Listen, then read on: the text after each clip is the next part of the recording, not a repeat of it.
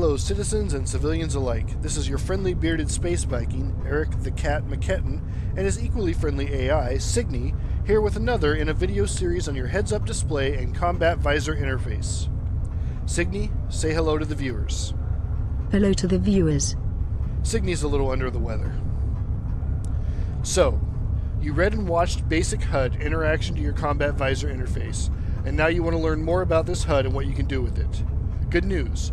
While it may appear daunting at first, the HUD controls are relatively simple once you understand them, and I will tell you what you need to do and how to do it with each of the 4 primary HUD tabs. This tutorial assumes you have a basic knowledge of the HUD and/or you read/watched the previous tutorial on the subject. So, with that in mind, let us begin. Most of your HUD interaction will be on the left pane of your HUD, the one that reflects your ship and your ship status.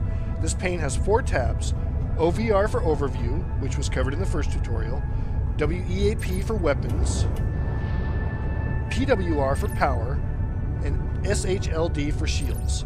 To navigate between the 4 panes, you use the F1 through F4 keys. F1 for Overview, F2 for Weapons, F3 for Power, and F4 for Shields. Once you're in the tab you wish to use, you need to be able to navigate within that tab. To do this, we must first activate HUD interaction by pressing our home key.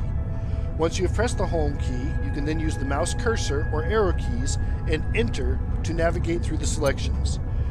The primary thing you can do on the Overview tab is turn on and off weapons. To do that, you press home, select the weapon with cursor or arrow keys, and either press enter or click on the power icon.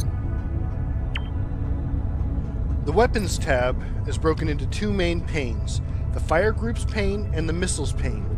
In the Fire Groups pane, which has 3 groups displayed by default, you can assign various weapons to various groups. To do this, first press home, then scroll to the group you want, 1, 2, or 3. Once on that group, highlight the weapon you wish to add or remove from that group and press enter. Down in the Missiles pane, you can use the enter key to activate a missile even if it isn't locked on something. Now what this means right now is up in the air. There appears to be no benefit to doing this, but that could change in the future. The Power tab is the tab that provides the most interesting opportunities to an advanced player. Simply put, it allows you to turn on and off the individual components assigned to the various power groups. The first thing you will see is the power throttle. Pressing home and then enter on this pane will change the level in 10% increments. What this means is it will reduce the overall output of your power plant, thus reducing your EM electromagnetic signature. However, turning it off will generate overheating warnings because your cooling system is now offline. Danger, system overheating. This will actually increase your IR or infrared output.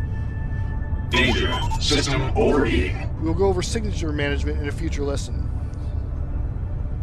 The power throttle can also be accessed by using global hotkeys, numpad plus and numpad minus, for up and down respectively.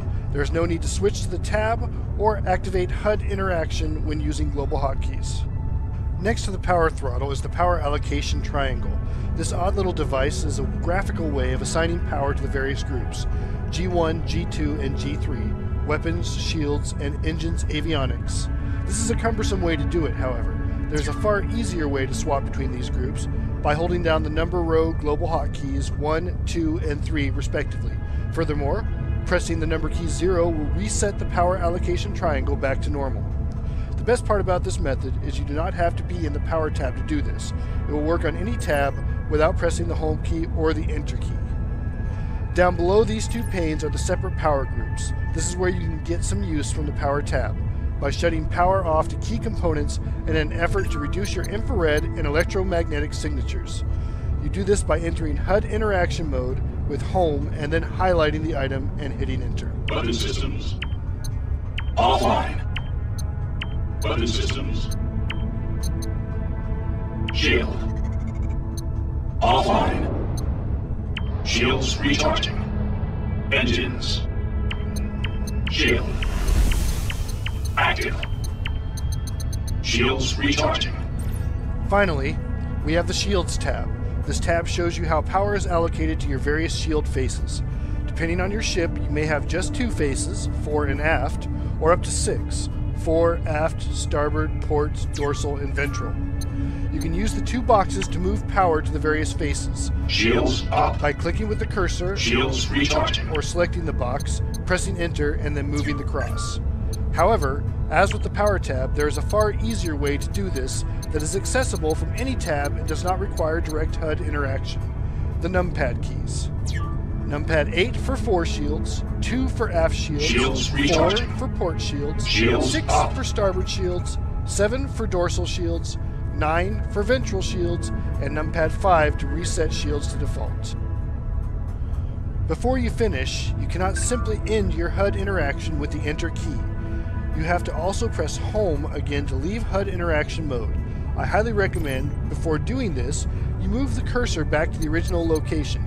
For example, on the Weapons tab, you move the cursor back to Group 1, First Weapon. The HUD remembers where the cursor was last, and by putting it back to its default location, you won't have issues with muscle memory and how to deactivate things, especially when you're in a fast-paced combat scenario. As always, I hope this tutorial helps you further understand the game. And until next time, see you in the verse.